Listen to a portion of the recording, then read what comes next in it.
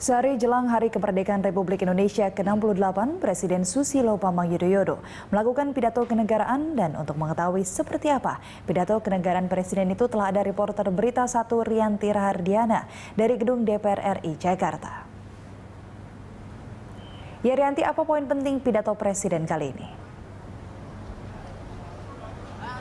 Ya, Winda, baru saja beberapa menit yang lalu Presiden menyelesaikan pidato kenegaraannya dan pidato tanpa membaca dengan catatan, yaitu Presiden membacakan pidatonya dengan cukup apik ya, dengan banyaknya tepuk tangan dari para undangan. Dalam pidatonya Presiden menitik beratkan kepada 4 hal, yaitu pentingnya mengelola ekonomi, kerukunan dan toleransi, sukseskan pemilu dan suksesi kepemimpinan secara damai dan kedaulatan NKRI. Presiden mengklaim pertumbuhan ekonomi Indonesia terus tumbuh dengan adanya indikator kelas menengah yang terus tumbuh, stabilitas fiskal terjaga meskipun adanya lonjakan minyak mentah dunia, ekonomi Indonesia dapat tumbuh dengan baik di angka 5 hingga 6%. Karena Indonesia saat ini menganut sistem prinsip kehati-hatian dan okupansi yang terukur.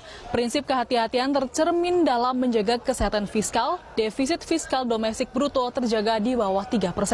Selain itu, Presiden juga prihatin masih terjadinya konflik komunal yang ada di Indonesia, padahal konflik komunal tersebut dapat dicegah dengan adanya dialog karena tidak mungkin menghilangkan perbedaan karena Indonesia terkenal dengan kemajemukan masyarakat.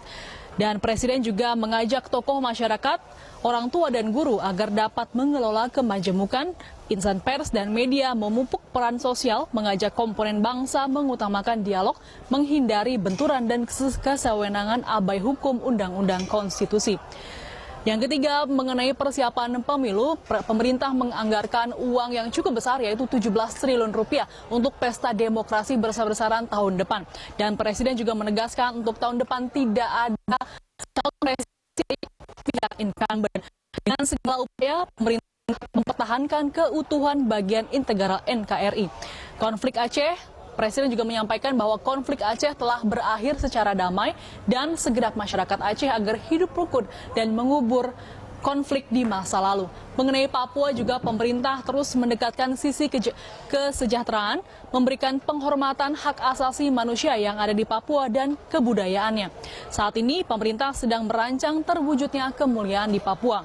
Presiden juga menegaskan bahwa Papua Barat dan Aceh adalah bagian yang tidak terpisahkan dari Negara Kesatuan Republik Indonesia dan harga mati bagi bangsa Indonesia. Dengan Presiden juga menghimbau kepada seluruh negara luar agar tidak mengganggu wilayah NKRI dan menghindari propaganda dan provokasi. Karena Indonesia selama ini tidak pernah mengganggu negara lain dan akan bertanggung bagi wilayah. Presiden juga berpesan untuk jangan melukai perasaan bangsa Indonesia karena tidak melukai perasaan bangsa lain. Winda. Ya Rianti, lalu apa agenda Presiden setelah ini? Ya, nanti pukul 14.30 rencananya Presiden akan kembali berpidato kali ini mengenai APBN. Nanti pukul 12 malam Presiden akan mengunjungi Taman Makam Pahlawan untuk apel kehormatan. Winda. Baik, terima kasih Rianti. Demikian laporan langsung reporter Berita 1 Rianti Rahardiana dari Gedung DPR RI Jakarta.